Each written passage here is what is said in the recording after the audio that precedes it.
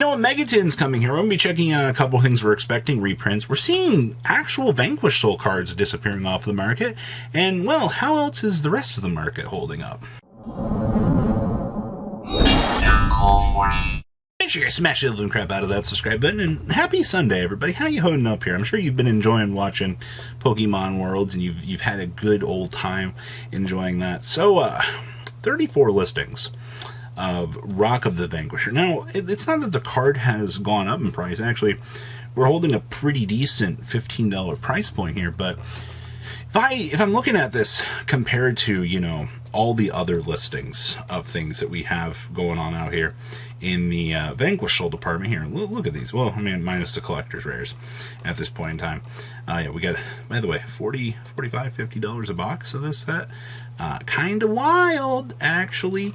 But, man, we keep on going. So you got 83.49. That's getting a little bit low.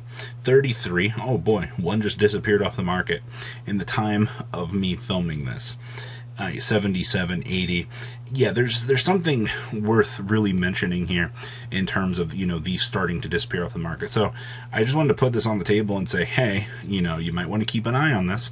If these are disappearing in large quantities, it could be a matter of time until, you know, we see something go crazy. Speaking of things going a little bit topsy-turvy out here, you guys remember these, right? You guys remember Grounds, you know, it was a very consistent $30 card for quite some time. Actually, I looked back at these last week, and they were $30. I came back to them today, and we are $35. Wild Survivors has got things starting to escalate up in value, and I think you're definitely going to want to keep an eye on this set as more in time kind of goes by here, just kind of see what's going on. I don't think we're going to see this thing hit 40. I think you're definitely not going to see it be 30 for a little while, but that's a pretty interesting uptick just to kind of take a little bit of a note of and go, you know, two pretty interesting movements out here. I mean, you're down to 22 listings of these. Something to consider. Bysteel Magna Hut. You know, we've really reached the point that the tins have done something. I also just want to note down here, a couple days ago, you had $11, $20, and $19. But you see something here, right? Those Magna Huts we're coming in at $20 at one point, and you've already tipped the scales down to $11. Get some nice French copies there. But saying at the end of the day here, these have pushed down to $11. If you are somebody that has, like, you know, I don't know if I'm going to trust these getting the reprint. Sometimes, I mean, you can flip the coin and buy them at $30 if you think that you're going to want to play them sometime soon. That's always the possibility, for sure. The rest of the Bysteel stuff, I mean, minus Magna Hut here. Lubellions still look like they're flipping around the, well, they were spinning down. That's for sure. 50, 75, yeah, 50. Yeah, these are down to 50. Wow. These have destroyed themselves in value. That's hilarious. Dissipator here coming in $16. Alright, still 41 listings. Druis Worm is the one that I was curious about. It looks like Druis Worm's been floating about the $3 to $4 mark at this stage in time. Yeah, pushing up to about $4 to $5. But you've got a pretty consistent track record here on this guy. He's at least, you know, a lot more affordable than his counterparts, but okay, Sarniers are still $1 to $2. Please upgrade Baldrake or into a Secret Rare. I would very much treasure that. That'd be the best Bysteel gift that we could ever get. But everything in your Bysteel department here, you know, with the giant expectation of the reprints of the tins, you got to be aware of this. This is wild. Pure Lees. Aren't they adorable? Yeah, so is their price point. You too can own some cats for $43 at this point in time. And I've been enjoying watching this because there was a time where we looked at these and we were like, oh my god, you know, like these are $80. This is so stupid. Yeah, I agree. These had no business being the price point that they were. And the fact that we've watched these officially do the topsy-turvsies, you know, spinny, wazy, dipsy daisies, it's good. I mean, to be fair, the rest of the OTS pack has been a ride. Talents are, hey, look, you'll probably still see these floating about 110. The Branded Fusion spiking back up is still an abnormality to me at the end of the day, but okay, I mean, I guess it had to happen eventually, right? Like, the rest of this pack is still dog water in terms of value. So, I present a question to you. Why is Nightmare Magician, of all things? I mean, we already saw Chimera spike up in price, but why are the Nightmare Magicians disappearing? Most of these other secret rares have 100+ listings of them. And then I come back here and I look at this guy, one of the worst cards in the entire set, and you're telling me that people are buying these up. You're telling me that these are moving at $4 to $5 a piece. I guess we've reached the point with this card that it is so cheap that people that are picking up the rest of the illusion archetype are like, you know, hey, something could happen to this. I want to make sure I have this. I get that mentality. It's not a terrible thing to have at the end of the day, you know, making sure that you have these cards that you genuinely do believe could spike up. But this, I just saw this and I was like, wow, quantities of this card are actually disappearing. That's wild to me.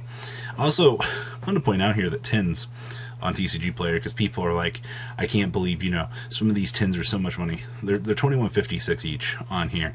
Obviously, you know, Gamer's Choice, some of the other stores, you know, discount code MCO40, you know, What's Good 5 over at our friends at Tier 0, Gamer's Choice, MCO40, Kong's Cards, MCO40. You've got a lot of codes that you can use in other places, you know, if you don't want to pick up off of TCG Player. But yeah, I wanted to point out that those have been holding at that point. Also, these 25th anniversary reprint sets, you know, I don't think people have really realized that when you take a look at these sets and people are like, oh, these reprint sets are so bad, then tell me, you know, why was the Summon Skull selling at $50+ the other day when we looked at it? Why was Time Wizard an absurd price? Why is the Blue Eyes White Dragon $56 from this set? You know? Why? What's going on here? You're telling me that these reprint cards did have value.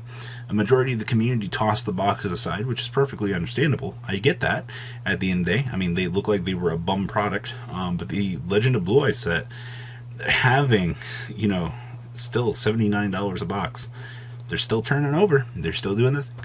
I honestly think there might be a time where we're going to see this thing surpass $100. I know a lot of people like, no, Robbie, you're crazy. Yeah, this was the one product in the rough. Ulti-Droll and Lockbirds. You know, still $100+. Nothing's changed. I can get some very nice Spanish copies for $155, $160 for Portuguese, German for $160, heading on up to $163. Yeah, nothing. Doesn't look like much has changed back here in the Droll and Lockbird department. I do want to say, though, that if you were wanting to pick up some Sprite Blues, and you know, you held out, you were a patient duelist, congratulations. You can buy all these for $24. This is a meme. These are so cheap. Like, I'm actually disgusted with how cheap these actually are. Good stuff, market. Good stuff. I don't think that people were genuinely ready for this. I don't think that people were, you know, people were looking at this price point and they're like, what in the world? That's modern OTS for you. Fateful Adventure still continues to actually dip back down. This is actually nice. You know, we did hit that $18 mark, but you've spun back down. You got $11 to $12 a piece here. This is not bad at all. I'm pretty happy with looking at the conversion turnover for this, because this does mean that there is fear of the reprint, which should have been here in the first place. I don't know why, you know, but you're looking at this right now, you're like, wow, you know, good stuff. Yeah, I know, genuinely. It took forever to see these, you know, swing back down and actually get into a slightly more affordable range. And of course, with the fear of the tins, you know, this thing right here from Battle of Chaos, these are still 33. Somebody bought a light play for 63 and a 40. What? Wow. Never mind. I take back what I said. Yeah, these are disgusting. What is that jump in value? On up to 43.60? The tins are doing some strange things out here to people's minds, and there are only 13 listings of this thing.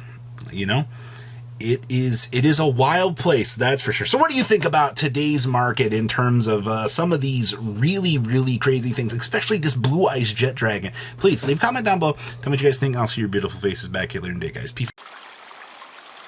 Patrons. Thank you.